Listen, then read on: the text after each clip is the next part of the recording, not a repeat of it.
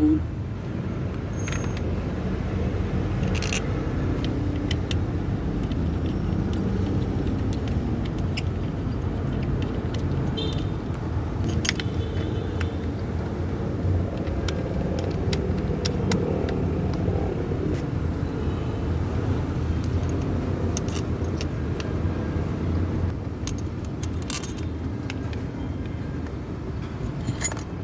Pag magtagal ka total body, pag delay cable type, kadang if ay ayaw tuyo ka ang ihang butterfly, ma-resetting yan, ma-dian under. So kailangan aim taas kayo, hindi mo na mabadlong, kaya hindi mo na ma-setting, kaya ginalaw mo man.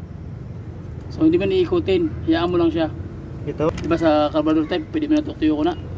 Kana di namin pwede mo pa tuyo ko.